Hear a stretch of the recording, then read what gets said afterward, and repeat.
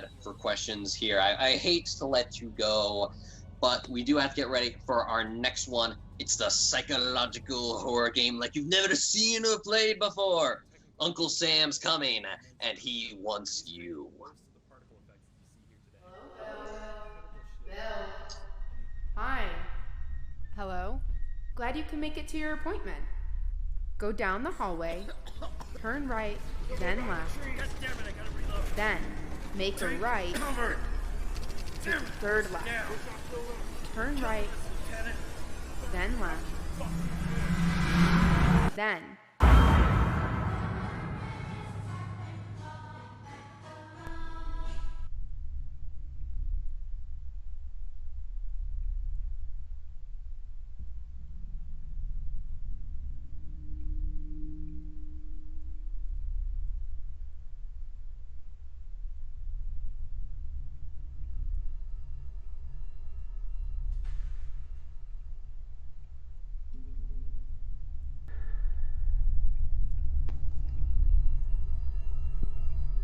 That's so wonderful, Sherry. That's so nice. I have to go. Someone's here. I'll talk to you later. Glad you can make it to your appointment. Go down the hallway, to your right, turn right, then left, take the third left. Then, make a right when you see the standing spotlight. Make another right and turn right again at the admin desk. Once you reach the counseling room, make an immediate left and then stay close to the wall and follow it to your evaluation room.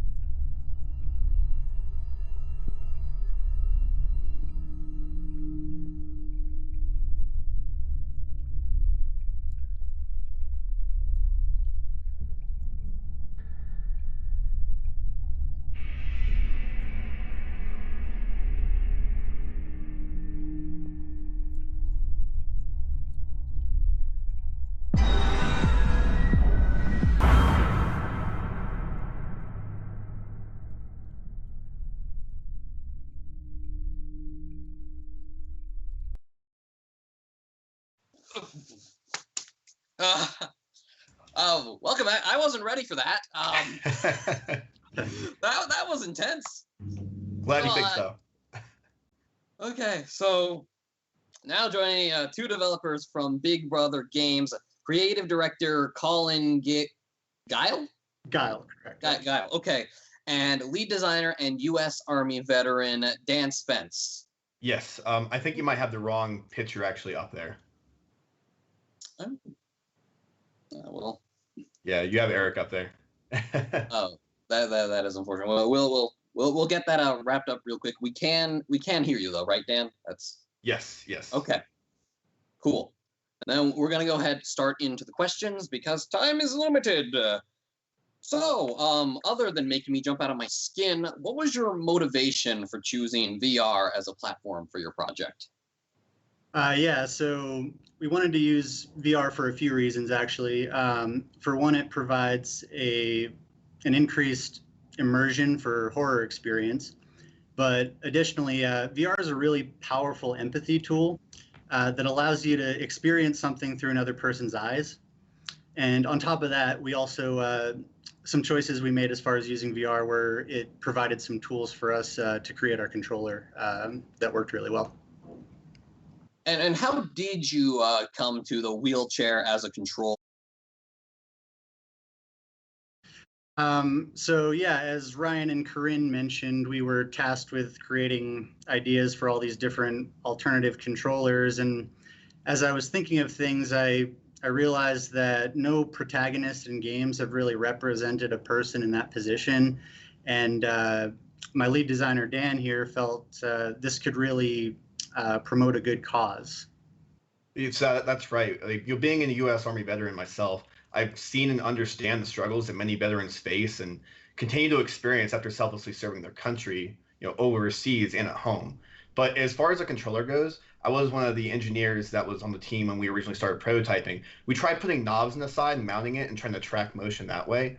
We even played with the idea of putting mice in the sides and having a giant mouse pad, but we ended up settling on Vive trackers, which fit in perfectly with VR. So the Vive trackers were really similar to how you'd have a standard VR controllers.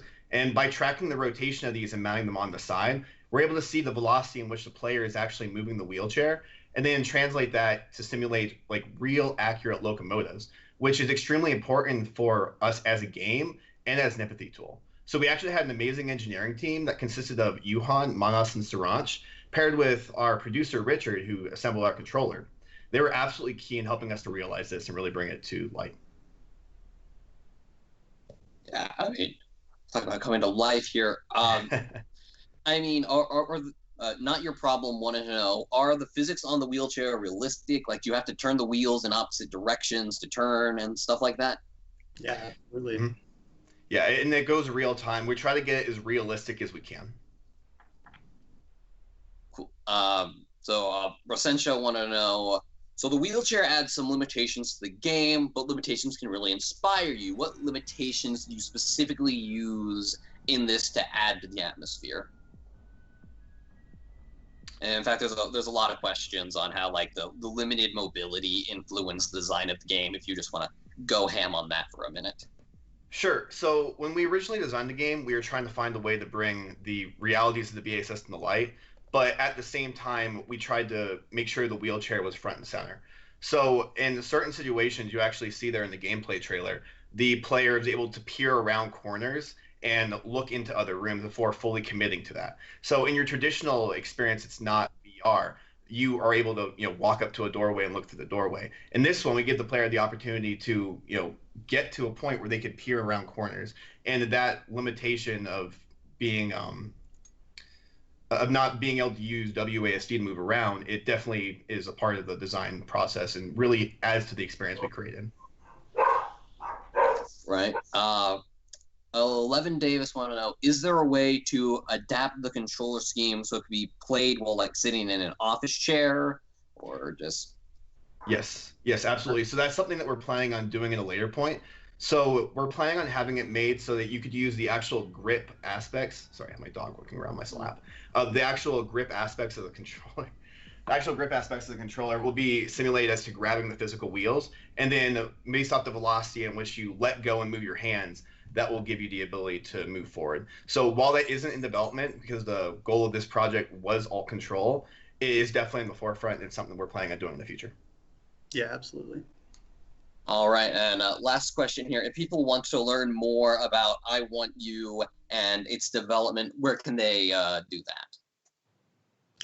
that? So currently we don't have any like social media or anything set up, but as Dan mentioned, we do want to get all that set up as we're moving forward here. So stay tuned. Yes. And one more secret hidden question. Trombola wants to know, can you show us the dog? Sure, I can show you guys the dog. So this is Shiloh. He's a little Maltese, so I know, you like daddy.